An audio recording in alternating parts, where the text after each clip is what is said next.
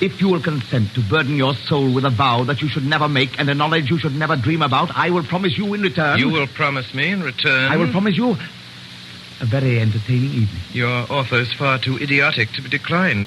Permit me here and now to promise as a good comrade and a fellow artist that I will not report any of this, whatever it is, to the police. My brother-in-law said, why don't you go about a documentary on a band we know, like Van Halen? And I think I said I'd shoot myself after hearing Jump for the second time. No, I'm not doing a documentary. You have to live with that music. Hey, Troy.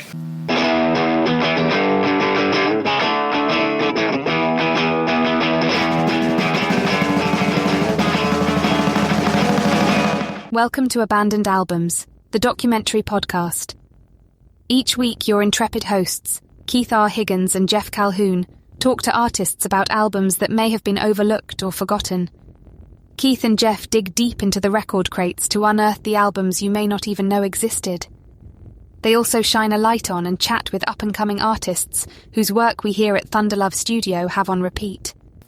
Since we're all strangers to each other, let's get acquainted with a drink, shall we?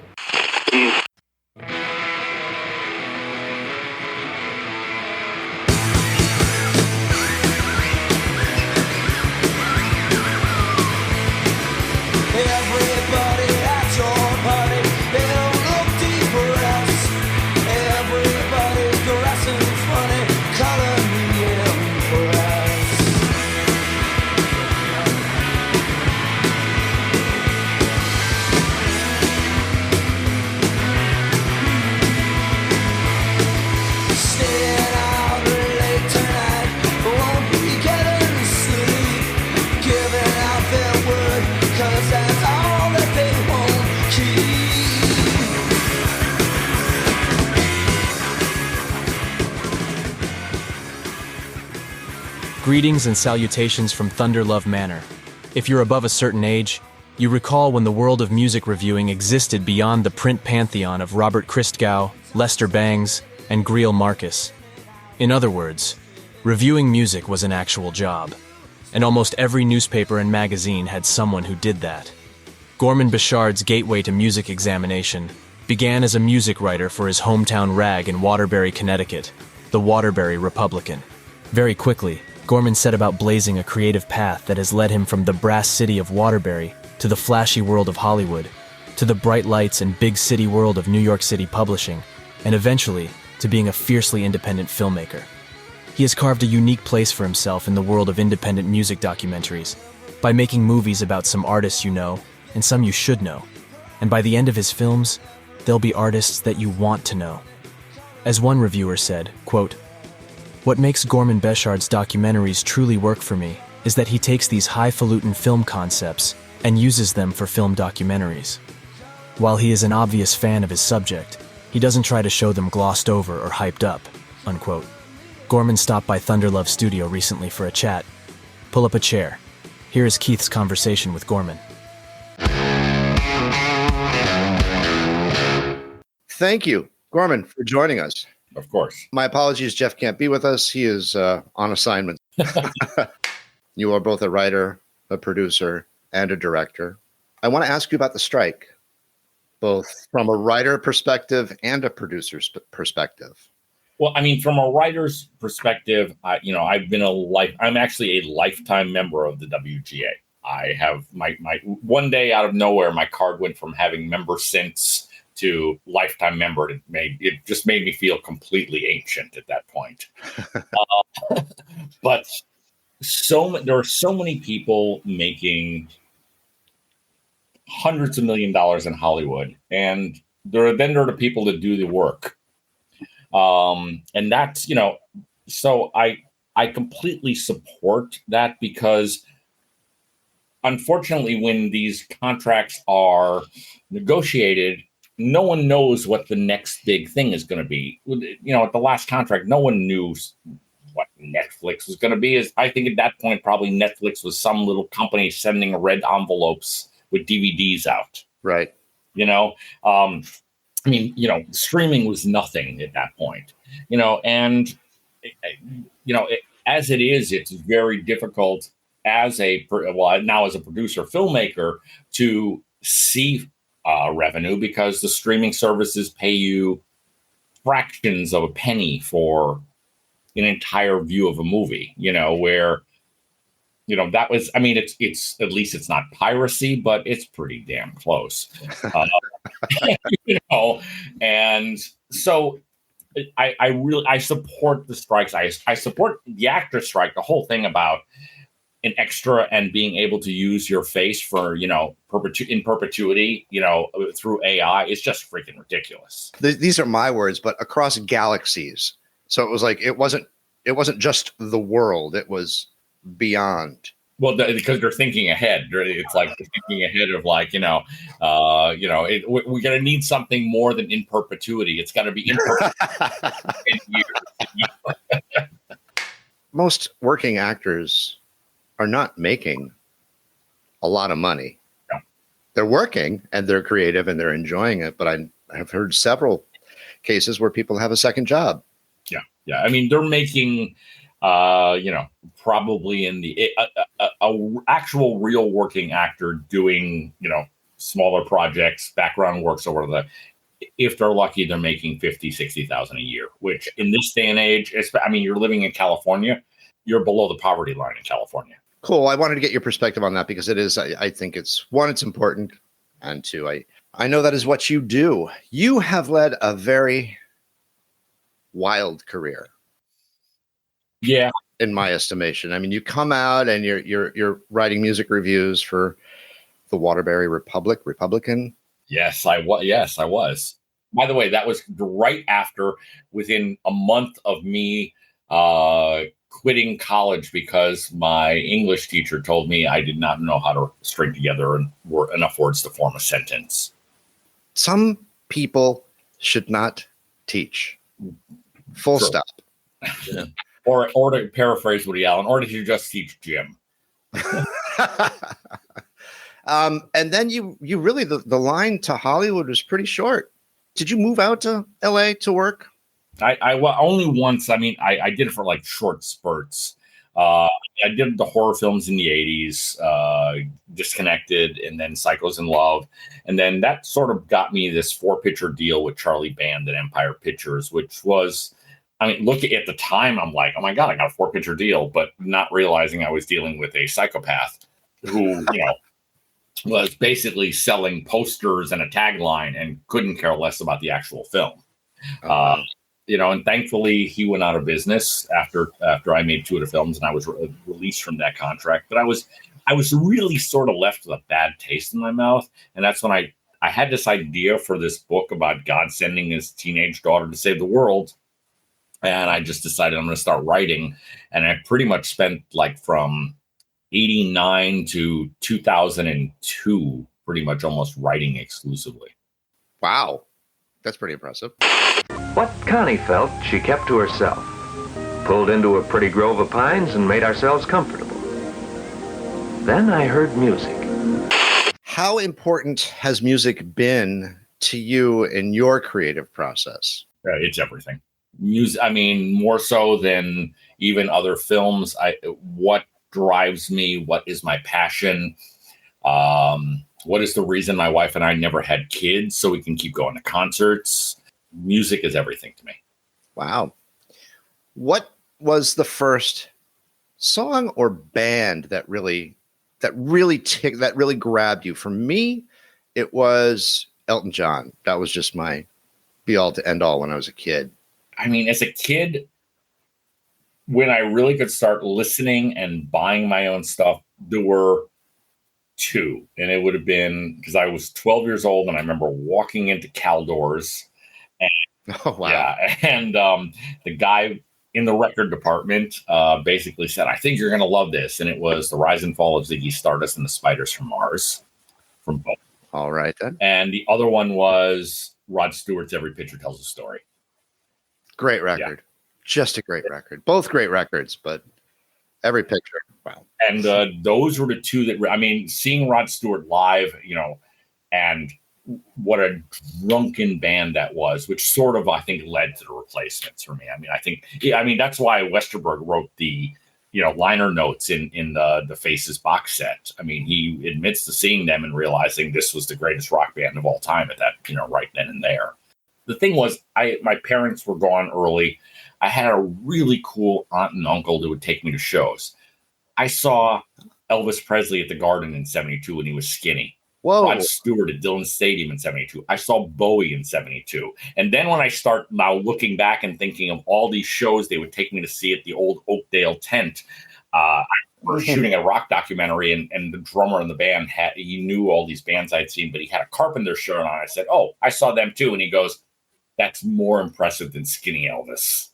I didn't think so, but to each his own. But I mean, so many crazy bands. But for me, the funny thing was, in the mid 70s, I was starting to like a lot of rock and roll was like Billy Joel and bands like that. And I was just like, what is going on with rock and roll here? And so the punk movement from England really got me going. I mean, Costello, Nick Lowe, the Sex Pistols, and the Clash really were. That I've seen so many bands live. I don't know that I ever saw a band better than the Clash. And you've seen them live? About 15 times. There are many people listening to this that will be very jealous. I'm not joking when I say concerts like are my life. I mean, my wife and I are big Wilco fans. We just hit, I think, number 77. Yeah, and that's not the band I've seen the most. You went from narrative films, and your first was Color Me Obsessed your first foray into documentary filmmaking? Well, yes and no. There was before I signed the deal with Empire, right after Psychos in Love, I made this really odd documentary called 20 Questions and proceeded to completely lose the negative. I never knew what happened to this. And then Vinegar Syndrome, jump forward many, many years, Vinegar Syndrome is putting out Disconnected on Blu-ray. And I'm looking for all the deliverables, and I pull this thing out of a box, and there's a print of 20 Questions. Technically, that was my first documentary in 1987, but it was long lost and not released until 2018, 2017. So, but my first really I think conscious effort at making a documentary was definitely Color Me Obsessed. We apologize. Here they are, the replacements. I remember thinking two things very vividly. First, that they were the worst band I'd ever seen. And second, that they were the best band I'd ever seen. You could go see them on one night and they'd be blindingly brilliant, close to a religious experience. You could go see them on another night and they could just be complete dog shit. They were a glorious mess. But music like The Replacements is, about engagement with your own imagination and hope and disappointment, and also ability to fail miserably. I can honestly say I spent more time with them than anyone else growing up. I spent more time listening to Please Meet Me than talking to any friend I ever had. For me, greatest band of all time. For me, The Replacements made my world a better place. Why did you select The Replacements? They selected me. Oh. I was, I just finished Friends with Benefits, kind of like a college-age sex comedy. And the first Friends with Benefits, by the way, long before the two Hollywood ones. And someone a woman named Hansi Oppenheimer had been working on Color Me Obsessed. And I knew because I was in it, because I had written about The Replacements in one of my books. And so she interviewed me for it. And I get an email from her, and she's like, I just lost my editing suite. I lost my cut. I lost everything. I can't finish this film anymore, but I know you can. I'm like, okay. I'm not sure. And it's like, I started thinking about it, and it's like, I always wanted to make a documentary. I had completely forgotten about 20 Questions. But I'm like, I want to do something different. This is a band that for its first major label music video shoots a stereo speaker for 4 minutes. So how do I live up to that? And I'm thinking, and nothing's coming to me, and I'm thinking I got to do it the Replacements way. So I got rip-roaring drunk. What? Yeah, no, I got wasted, and I'm lying in bed, and the room is just spinning, and all of a sudden I'm thinking, I don't believe in God, but I believe in The Replacements. And then I start thinking, but no one's ever seen God. No one's ever heard God's voice. What if I do a documentary where we never see the band, never hear them, nothing, not one note of music, and it's just the disciples of the band telling the story? And I woke up my wife, and she turns to me and she goes, "That's the stupidest fucking thing you've ever come up with." And, but that was the movie. Yeah, it was. That is a true story. It is. I think I'm quoting here from, I'm not going to say the last name, the guy from the Village Voice who called it a rock version of Rashomon. Yes, I love that quote. As being an old school film geek, I love that quote. It's a brilliant quote, and it's pretty accurate, and I think as you watch it, conspicuously absent is anyone from the band, and I think that lends some gravitas to the impact that they had on the artists and those guys those folks that you did interview. 150 people. Really? There were a lot of interviews. And it's funny because we played a bunch of film festivals with this. And one of my favorite comments ever was from some kid after the Q&A came up to me and said, "I didn't even realize there was no music in the film because I heard all the songs in my head. I didn't realize it until you guys all started talking at the Q&A about how there was no music." And I thought that was a really wonderful compliment. I'm thinking about it now, and I recognize the absence of music, but I did hear the songs as they were mentioned. I would be remiss if I didn't ask, did you reach out to the band? Never. And were they aware of it? They were, because someone else who was working on something for the replacement sort of cock-blocked us on a couple of interviews. And then we heard from Darren Starr, the manager, saying, "Is it true you're like just going after all the dirt and stuff like that?" And I'm like, "No, that's not the documentary we're making at all." And so we had to clear all of this up. But we actually, because of someone who will remain nameless, we actually lost an interview with Seymour Stein, the guy who signed them. Yeah. I want to ask, because I know I can cut it out. I'm not going to, but I want to. That's unfortunate that somebody... You can figure it out pretty easily. It's the only other big thing that came out on the replacements. Really? He did? Yeah. To me, it's like, if things come out together, it's all just creates more press for everybody and more sales. But some people, don't see it that way.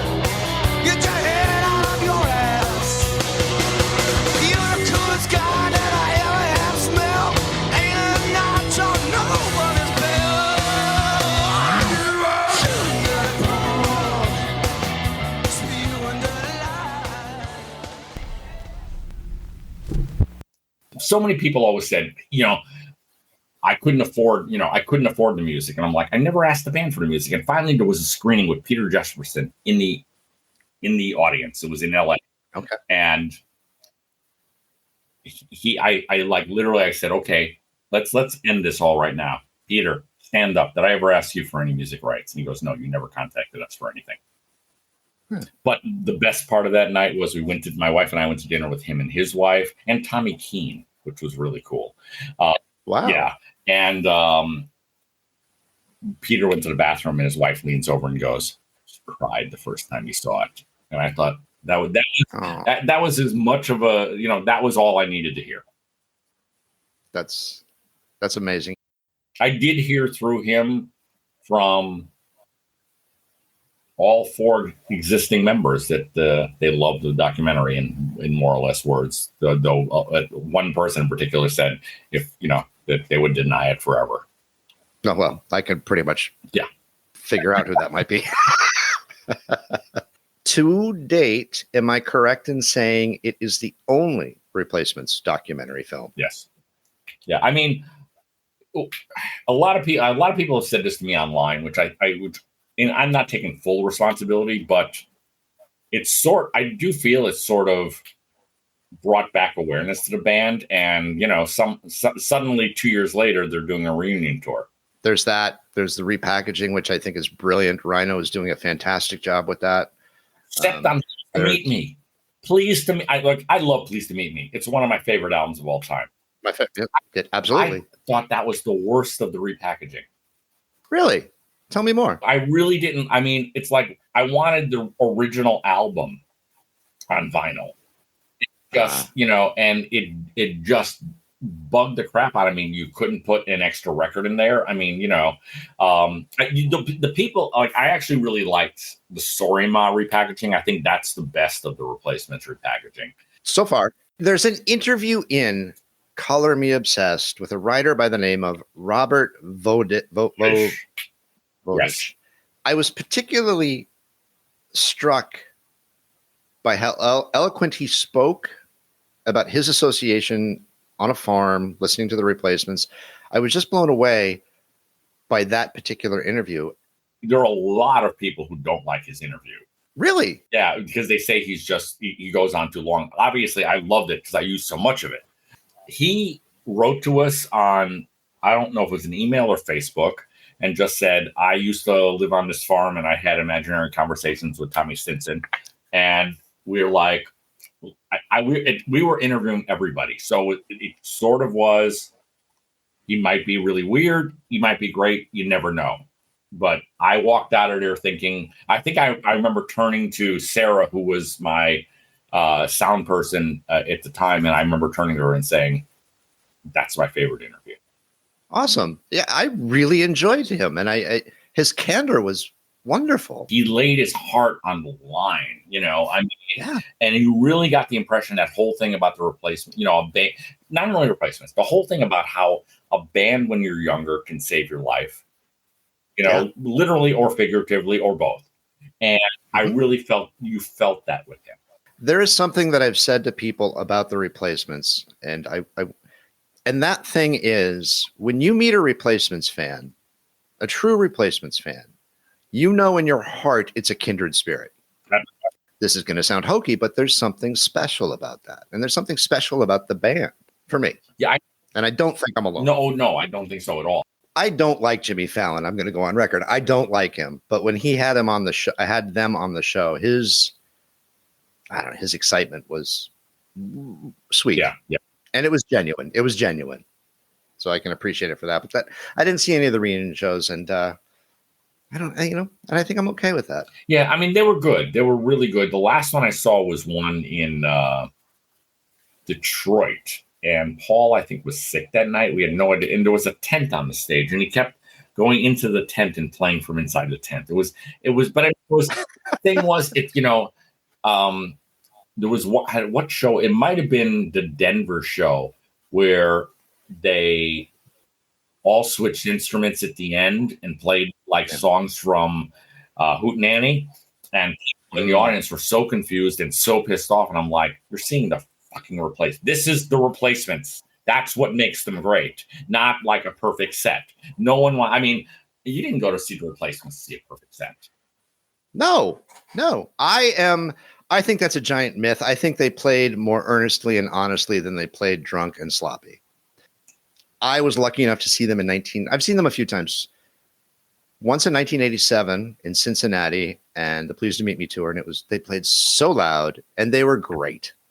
They were just fantastic. It wasn't sloppy, it wasn't drunk. And then I saw them at Toad's place here. Oh, what did that? What, 90? And then I saw them at the Beacon around that same tour. Yeah, we were probably at both of those. The first time I saw them was Toad's Place, opening for REM in '83.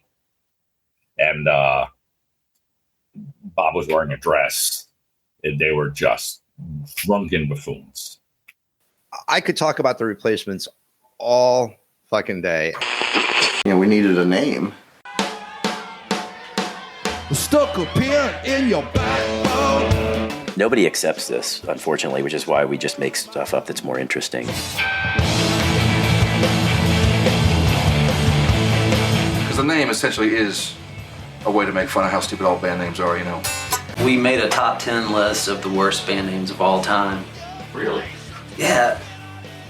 Made me so upset because we're never number one at anything. I wanted to be the worst. The next film is a concert film. My favorite band of all time, my favorite album of all time, my favorite song of all time. Well, let's break it down. Web in Front is the most fun you can have in 2 minutes with or without your clothes on. Well, let's hope it lasts more than 2 minutes without your clothes on. Web in Front to me is just absolute perfection. It's the I want to hold your hand of our generation. All I ever wanted was to be your spine. It's basically about how no one wants to take responsibility for anything. Stuck a pin in your backbone, spoke you down from there. All I ever wanted was to be your spine. Lost your friction and you slid for a mile.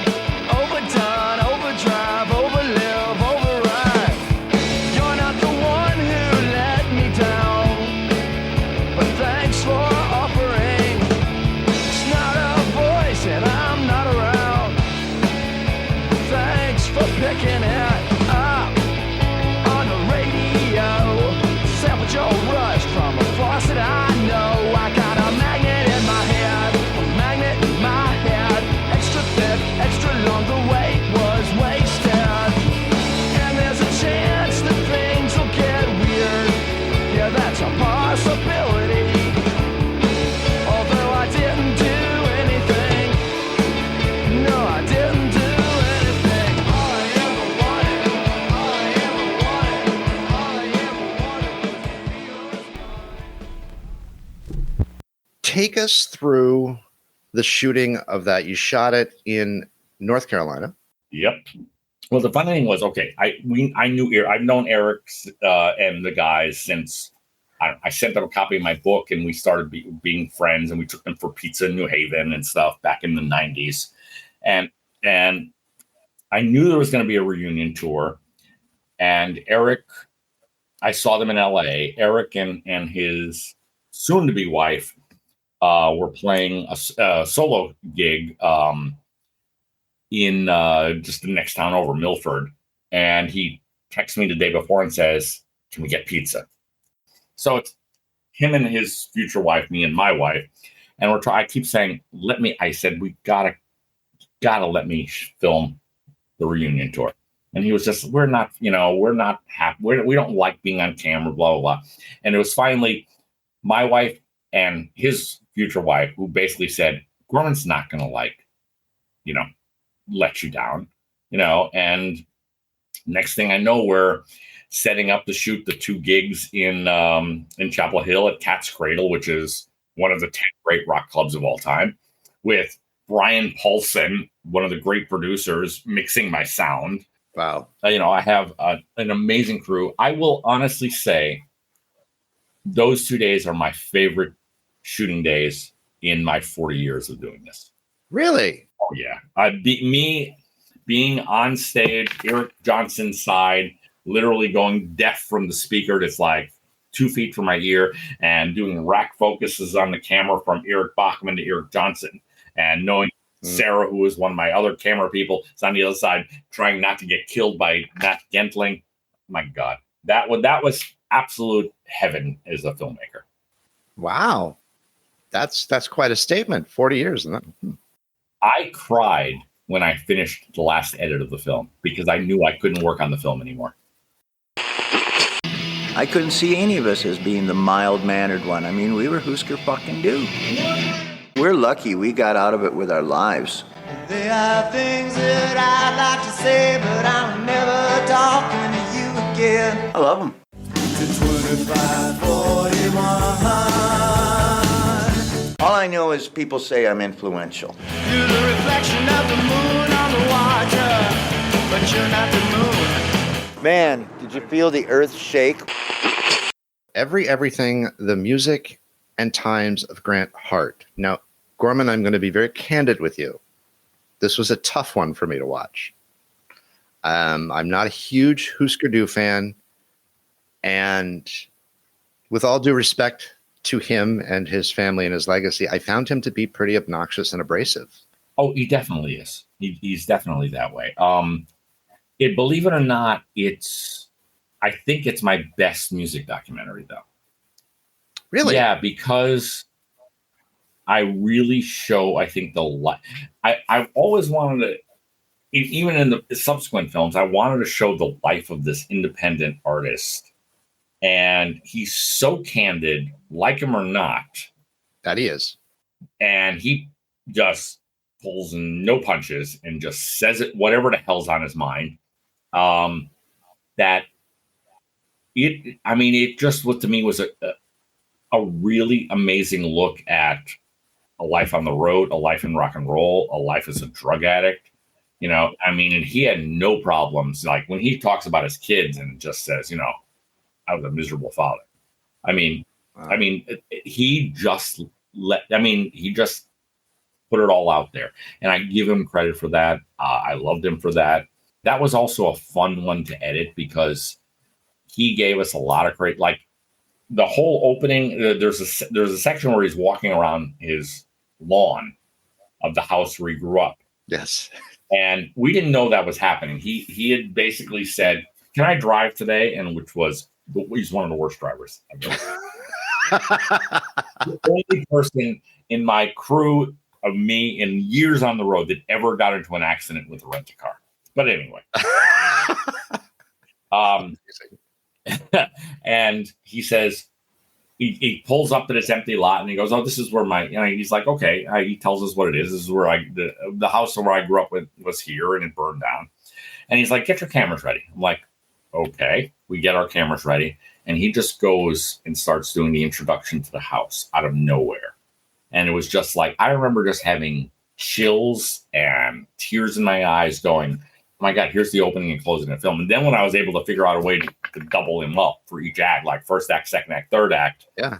I don't know. I have a real affinity for that film because I also felt that he so wanted his story told. Yes. And that time when he's just sitting amongst all of his possessions in that, and he's talking about the heroin addiction. It's just, Can you explain the trench coat?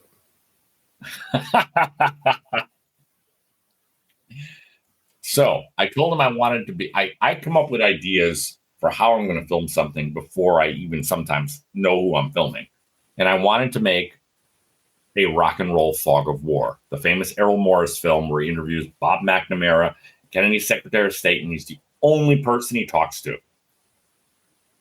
And I was like, what rock person is smart enough? And I do think Grant was whip smart about a lot of things. And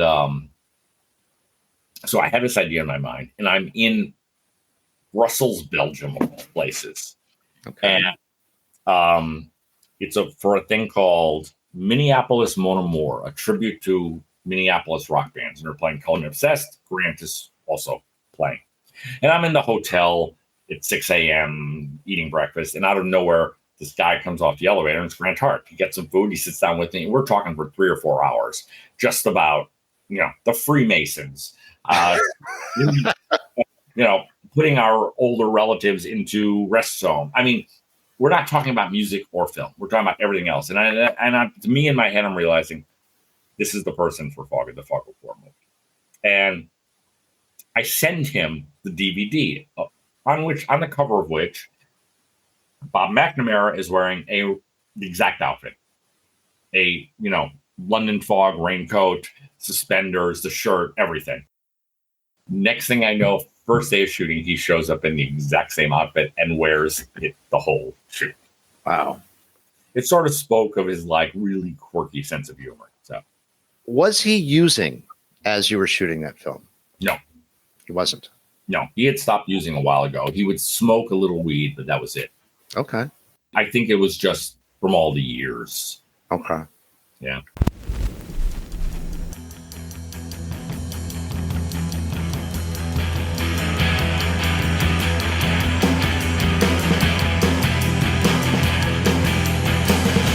Reflection of the moon on the water. You're the reflection of the moon on the water. You're the reflection of the moon on the water. But you're not the moon. You are the scent of the sea on the night wind. You are the scent of the sea on the night wind. You are the scent of the sea on the night wind. But you're not the sea. You are the shadows from the light of the fire. You are the shadows from the light of the fire. You are the shadows from the light of the fire. But you're not the light. You are the sound of the rain on the dry earth. You are the sound of the rain on the dry earth. You are the sound of the rain on the dry earth. But you're not the rain.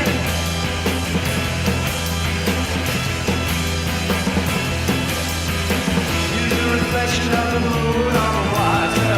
You're the reflection of the moon on the water. You're the reflection of the moon on the water. But you're not the moon. There again, conspicuously absent is Mr. Mould. Mm-hmm. Did you reach out to Bob? Or no? No, because I really wanted this to be just one person talking. Okay. It's just like with the Replacements one. I went in with an idea, and that was... Then it's on to, first of all, I would be remiss if I did not give a shout out to a dog named Gucci, which is a sweet, sweet, lovely, hard film if you're a dog lover, but the payoff is there. Yeah, and I mean, and Gucci lives for 16 years and has an amazing life. But it really, it's a film about how animals need a voice. And how one person can really make a difference, including just changing a law in a state. We don't think of Alabama as, the most progressive state, and yet they were they were certainly one of the first to have a felony animal abuse law. Which is sad that Jeff can't be here because he lives in Birmingham. Birmingham's changed. I love, because my favorite film festival might be Sidewalk in Birmingham. Oh, wow. Amazing freaking film festival. And how Birmingham has changed in the past 20 years. It's become, you don't feel you're in Alabama at all. Oh, wow. Interesting. I mean, if you claim to be a fan of music but have no respect for actual musicians, then it's kind of, what is even your point? The general criticism is that I'm trying too hard to be like risque or vulgar, or it's total fucking bullshit. She's like your greatest fantasy and your worst fucking nightmare all in one. I don't think people like rock and roll. I think they claim to, but they don't. Who is Lydia Lovelace? Now, this kept popping up on my Amazon Prime suggestion thing. And I'm like, I don't know who she is. Leave me alone. I don't know who she is. and finally, it was a Friday night. And I'm like, fine, fuck it. And I watched it. I was gobsmacked. Not only because it's a great film, but she's an incredible talent. So much so that when I saw her perform More Like Them in that white dress, and I was just floored, bowled over by the performance. It's amazing. And then I'm listening to the lyrics. I'm like, this is like a battle cry for introverts. Boy, I just became a fan from then. What led you to Lydia Lovelace? I wanted my next music doc to feature a female artist and really sort of focus a little bit on the inherent sexism in the music industry. And so I was looking for people, and I heard one of the songs from Somewhere Else, the album that was out at that time. and sort of, and I immediately got the album, and it was just like, it just absolutely blew me away. And so my wife went to see, my wife and I went to see them at the Fairfield Theater Company. It was just, they were opening for Cracker. We had front row seats. It was just her and Ben, her then husband, bass player, doing what was basically an acoustic set. Okay. I remember turning to my wife and going, she's the next person, especially when Verlaine shot Rambo, the song, and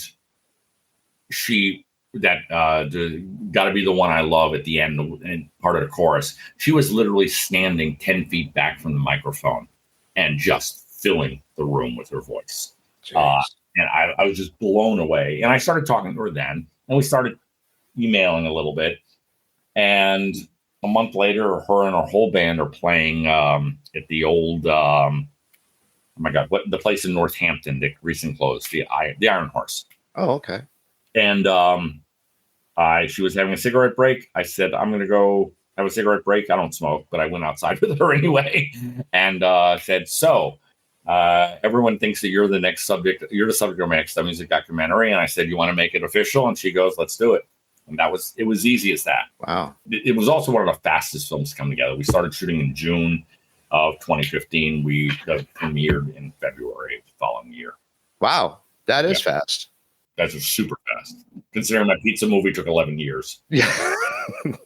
And I think what's interesting to me about Lydia Lovelace is, well, one, I think she is the real deal. And when you look at like a Venn diagram of music, I think she shares more in common with the Replacements than she does with Loretta Lynn. Absolutely. You know? Yeah. Yes, without question. It's one of her favorite bands. But I mean, and you're watching the band and you realize they do as well. I mean, this is at the time, this was a hard drinking rock and roll band. I mean, that performance that they gave us that night in Columbia, I mean, they put everything on the line for the film. They really did. That version of Boy Crazy at the end, it was freaking performance art. I don't, you could never see any of that coming. I mean, that she actually got injured. I mean, with internal bleeding and that huge gash. It shows you how much she put out for her art. I mean, I can't say enough good things about Lydia, and wait till you hear the new album in September.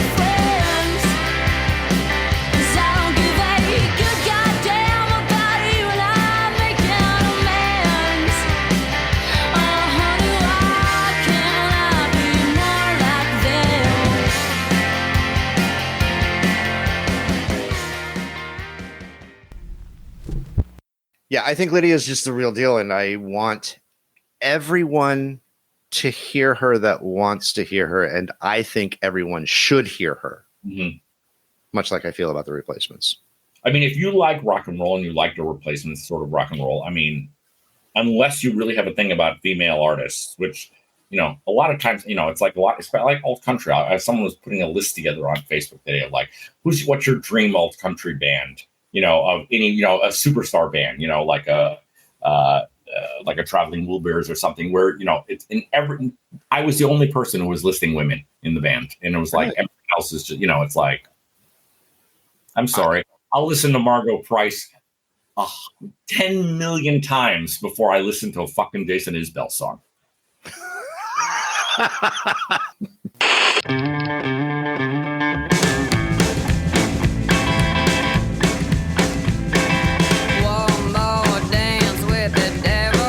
Nobody in the band's a giant asshole.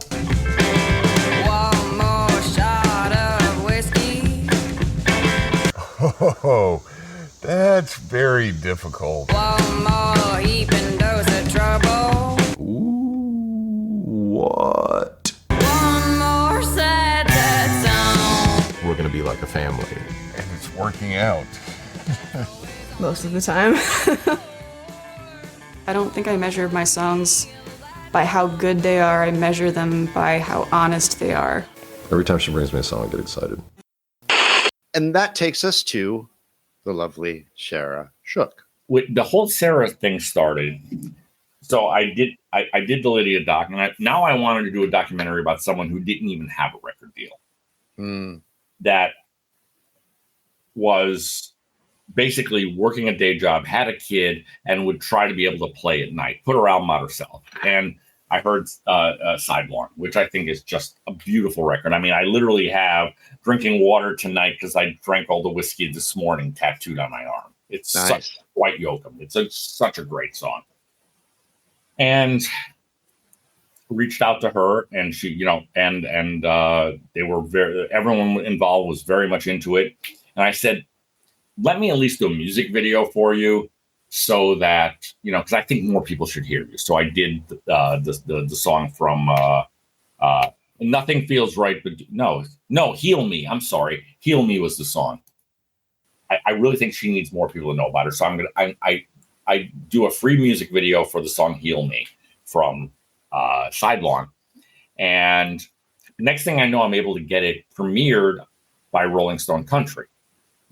Great response. In fact, to the point where Bloodshot, not Nan, but her partner at the time, saw the video and reached out, and they ended up signing. Wow. Yes. So she gets a record deal, which now completely screws the whole concept of the film. And by the way, the name of the film was based on Vivre sa vie, which was a Godard film that was told in 12 chapters. And I was sort of emulating that editing style for this film. There's a hole in my heart.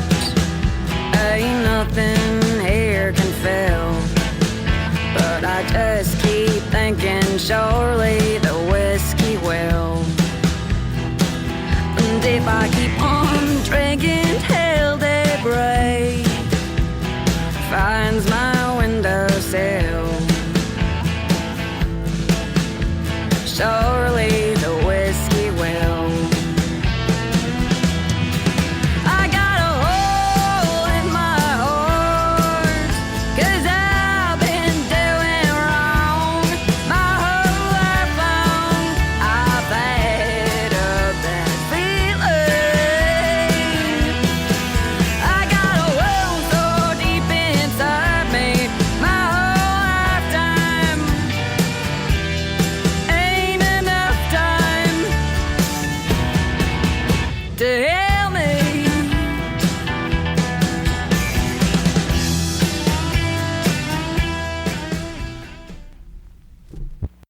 And you'll probably notice with both Shook and Lydia, I'm not a big fan. I mean, I'm not a big fan of having all these other people in blowing smoke saying how great they are. I probably on the Lydia, I would have loved on the Lydia. I wanted to get the Nirvana drummer, Dave Grohl. I wanted to get Dave Grohl to come on and say something to the effect of, Lydia Lovelace had the biggest influence on Nirvana. They would not exist without Lydia Lovelace's music because she was born the year, pretty much did. Nevermind came out. If I could have got him to say that, it would have been great. The thing is, he probably would have said it as a joke. But yeah, I'm not a big believer in we don't need to see I love Dave. We don't need to see Dave again. We don't need to see, any of these people. Yeah, Henry Rollins. Okay, great. Your second job is being in music documentaries. Yes. So I really kind of let the band and their music try to speak for, do the speaking. And it's like, so that's sort of where that came from. And that's why at the beginning of the film, there's sort of this me explaining, this was the film I was going to make, but this is the film I'm making now. So, and now some people play music for the drugs and the chicks and for all their friends to think they're cool. Everybody already knew Jay Bennett was cool. Here's a guy who lives music. He is the song. Without a doubt, the Jay era is the golden era of Wilco. I've seen a fair amount of your movies, and I just watched Where Are You, Jay Bennett the other night. Man, that's a great fucking film. Thank you. I mean, not just a music documentary, but it's a great film. And I'm not even a big Wilco fan by any stretch of the imagination. And what I love most about that movie is, in my humble opinion, you set the record straight, because I had only ever seen I Am Trying to Break Your Heart. And unfortunately, Jay is painted as an asshole, and he may have been,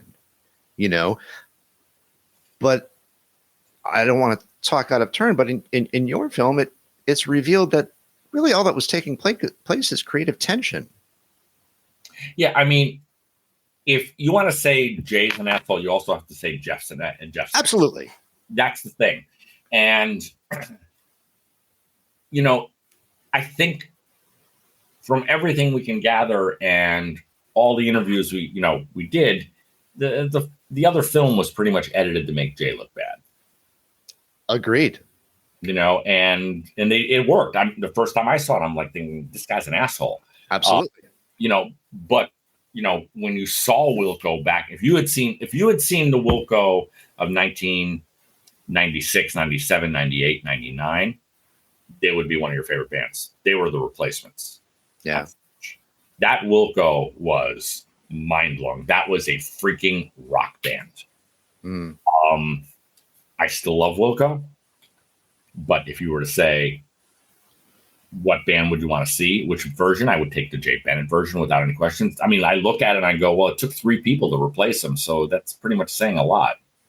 Absolutely. And I mean, big ups to them, 3 extraordinarily talented musicians. I mean, Nels Cline is as good a guitar player as you can get. For sure.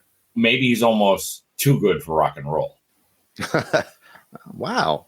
It's sort of that Bob Stinson playing the wrong notes at the right time.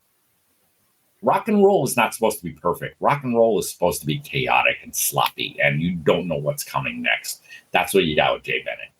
Which is one of the great quotes from Color Me Obsessed. I believe it was, the producer, gosh, forgive me. He did Don't Tell the Soul.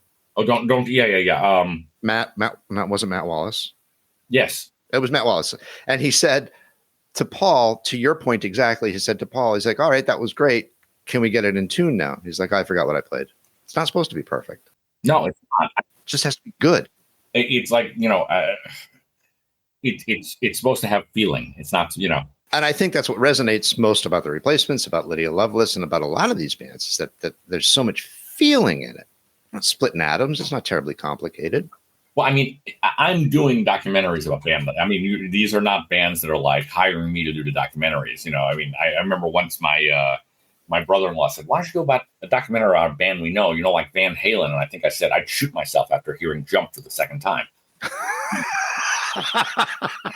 Like, no, I'm not doing a documentary. You have to live with that music. And it's like, no. Yeah, no, agreed. I loved the nuance of Where Are You, Jay Bennett, and the way you bring it together at the end. Because the whole time I'm thinking, well, he's, what's the meaning of the title, Gorman? Where are you going with this? What's the meaning of it? And I'm not going to spoil it, but it's beautiful the way you brought it together. Oh, thank you. Thank you.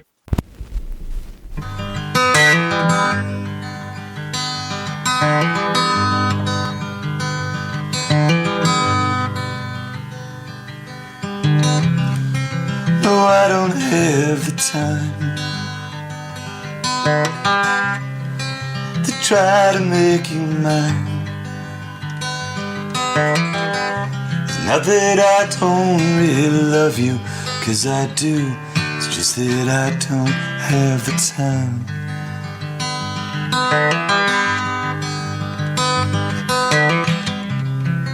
No, I don't have the patience, and I don't have the cash,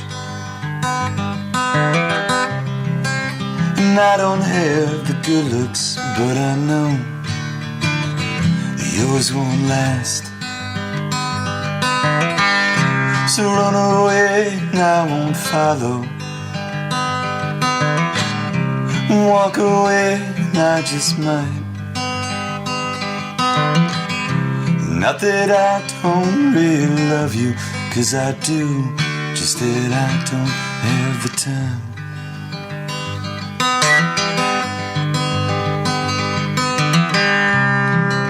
No, I don't have the time to try to make you mine. Not that I don't really love you, 'cause I do. Just that I don't have the time.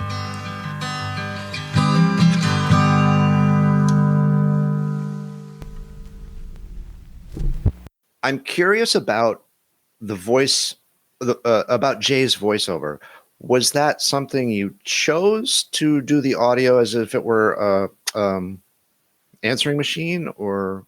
No, that was the quality of it. Okay. That was cleaned up as much as we can clean it up. Oh, wow. Yeah, that was just, it was like some guy with a little micro cassette recorder doing an interview with him out on a porch kind of thing. Okay. Yeah. And there again, conspicuously absent are any members of Wilco or any Tony Margarita or any. Was that a conscious decision? No, I actually spoke to Tony. He was going to be in it, and then he said, I don't really have any great stories. So he decided he didn't want to do it. We asked we asked Jeff. We even went through some personal channels, but he still didn't want to do it. Same thing with John, the bass player. Mm-hmm. Ken Coomer was great. I love He was Ken. great. Yeah. He's amazing. So, I mean, fortunately, Jeff had just written his book, and I had the audio tape of it. Yes. So and he said, he said some great things about Jay. One of my biggest disappointments in Jeff's book, and I know a lot of people who feel this way, was the way he sort of handled Jay's death, where he said something to the effect of, it came as no surprise when we heard he died of a drug overdose. I mean, there's a big difference between dying of, lying in an alley with a needle in your arm and dying because you were in such pain from needing a hip replacement that the fentanyl patch that you bought leaked. That's I don't consider that. I mean, it's a drug overdose, I guess, technically, but that bothered me a little bit that he didn't clear that up a little bit, because it wasn't hard to find that information. No. I think for me, the big takeaway, not to beat the dead horse, is just that you set the fucking record straight. And I think anyone who is a Wilco fan and has seen I Am Trying to Break Your Heart, which is a great movie. Oh, it's beautiful to look at. It really is. It really is. But balance it by watching Where Are You, Jay Bennett, because you'll get a clearer picture and you'll understand the texture more. I said this in another interview somewhere, and it's just like, when you look at the writing of the two of them on Summer Teeth and Yankee Hotel Foxtrot, if they could have kept that up, they were aiming for Beatle territory as far as I was concerned. Man, I am missing the boat. I'm going to have to revisit both those. The first time I heard Yankee, I was like, ugh, I liked Wilco, but I'm like, I don't get this. That being said, some of the stuff afterwards, Sky Blue Sky, I thought was a great record. I think I missed the boat on Summer Teeth. I liked AM. I liked being there. Summer Teeth was okay-ish. I look at Being There, Summer Teeth, and Yankee Hotel Foxtrot as the modern day Rubber Soul Revolver and Sgt. Pepper's. Duly noted. I will do my homework. Yeah, I mean, and the funny thing for me is I only like one record after that, which is The Whole Love, which to me, somehow the ghost of Bennett was invading their studio. Yeah. I know so many people who love A Ghost Is Born, and I'm like, would have been a good 5-song EP. Fair enough. Hummingbird, if Hummingbird, I mean, well, that album to me is their Don't Tell a Soul. Oh. Yeah, if I had heard Hummingbird for the first time and that was the first Wilco song I ever heard, you couldn't have paid me to listen to another Wilco song. Wow. I detest that song. That is literally, it comes on and my wife's like, okay, well, get me a beer. You're visiting the merch shop. What else are you going to go? You're going P2. I mean, I leave. It just, I'm like, what is this? But yeah, and I know so many people. In fact, we always go to the Solid Sound. I love Wilco. We've seen, like I said, we saw him 77 times now. Okay. We go to every Solid Sound. And we always stay at the same B&B, and it's all the same people. And every year, like, there's this one couple that'll bring me hummingbirds and things like that. Oh, nice. Yeah. Nice. I actually but the thing is, I have a sense of humor enough to hang them in my house. So there. So they're not the band you've seen the most? No. Archer's Love and the various offshoots. Okay. Yeah, to the point, my wife has even said to me, she goes, I'm an Archers of Love fan, and I know all of their songs, not because I ever wanted to. It's a package deal. You get Gorman, you get the Archers of Love. Yeah, I mean, but even now she's just like, no, you go. It's like, oh, they're playing LA. That's where you should go see them. You got work to do in LA. Go to LA. You know? What are you working on now? We've got a bunch of different things in, but the one that I'm absolutely thrilled over is this documentary on the Powder Ridge Music Festival of 1970, the greatest music festival of all time that, well, never happened. Amazing. It's a crazy story. Yeah, okay, it started out, my wife's dad was in the state police, Connecticut State Police his whole life. He passes away.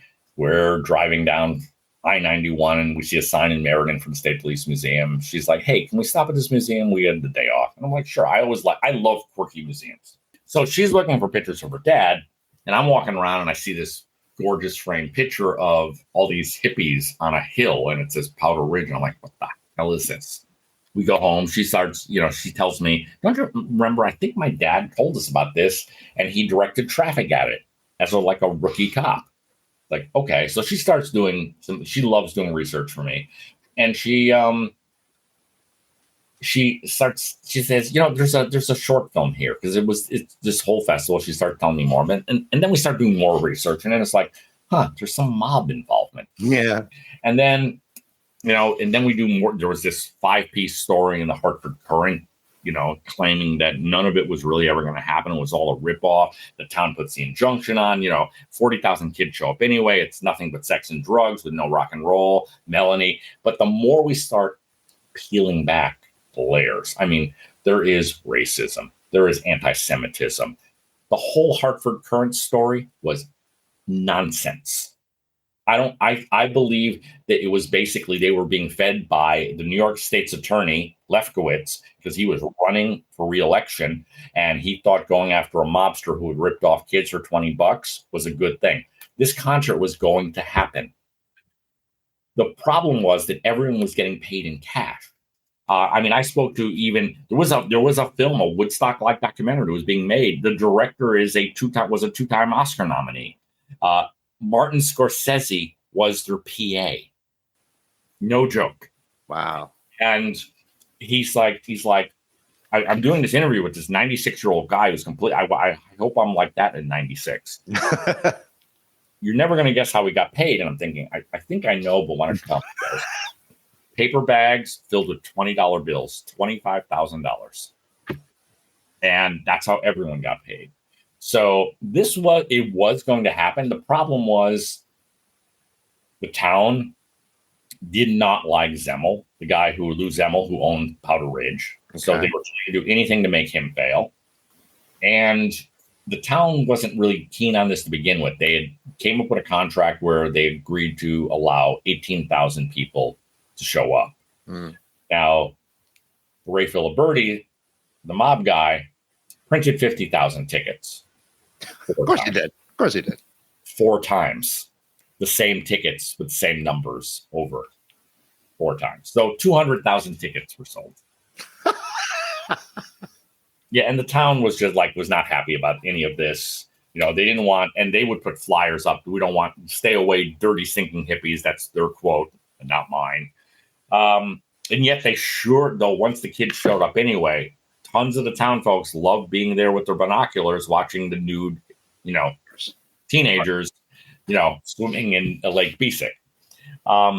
The story has so much going on, and we've got all of this old Super 8 footage no one's seen. We've got access to thousands of pictures, and we've already done 67 interviews, and part of me thinks we're probably going to hit that 150 number of Color Me Obsessed. Wow. Any of the artists? Melanie. Just Melanie? Yeah, and Melanie's a great story because she's the only one who actually played. Right.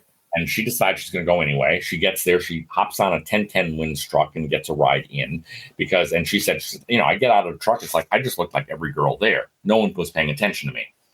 And the town and all its wisdom shuts off the power on Friday night. Can you imagine shutting off the power to 40,000 kids on a mountainside? Nowadays, the town would no longer exist. It would have been of existence. But they hook up someone gets the great idea to hook up her amplifier to Mr. Softy truck, the ice cream truck's generators. And she does an impromptu show, but we're reaching out. That's one of the next stages to reach out to a lot of the musicians, someone existing from Grand Funk Railroad and some of these other bands. But I did a number, Rob DeRosa, who's in the film, his dad used to run DeRosa's Deli, a really famous deli in Meriden. And we have stories of Jefferson Airplane stopping and getting, even though they weren't on the bill supposedly, but they were in the area supposedly and stopping to get sandwiches on their way to Powder Ridge. I've heard that Sly was at some little dinky motel just down the road. Huh. One of the sweet parts of this story though was after all of that, a year and a half later or at least maybe 2 years after seeing that picture at the State Police Museum, I get this 8mm footage and we're going through it and we find my wife's father directing traffic as a rookie cop. Oh, that's beautiful. That was kind of cool. I was able to blow it. And I had a 4K transfer made up of this. It looks gorgeous. I was able to blow it up and give it to her mom. So. Oh, yeah. Oh, that's beautiful. That's a great story.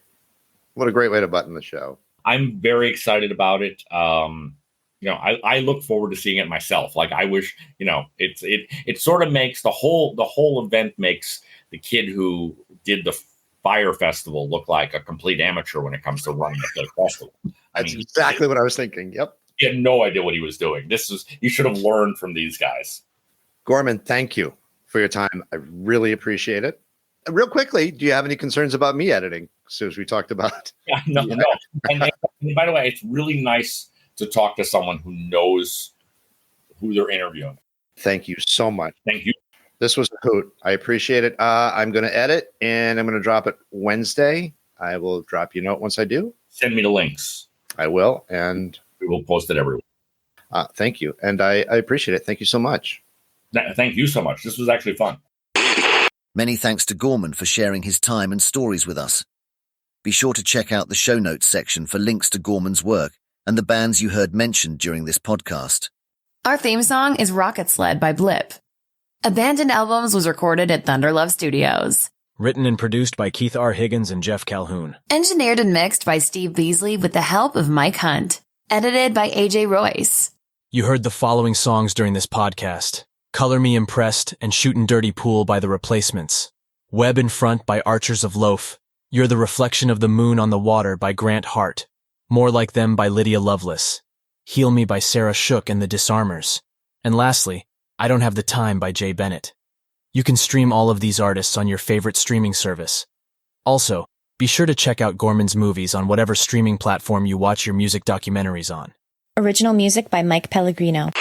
If you like what you've heard, please be sure to subscribe and leave us a rating. It really does help. Thanks for listening. At Twitter, we are at Abandoned Albums, and on Instagram, we are at Abandoned_albums.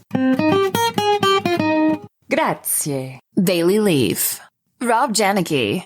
Mike Pellegrino. Therina Vella. Ronnie Barnett. S.W. Loudon. Michael Janicki. Peyton Janicki. And our executive producer, Rufus Thunderlove. Abandoned Albums receives funding from the Vandelay Latex Group. Latex, the way it should be.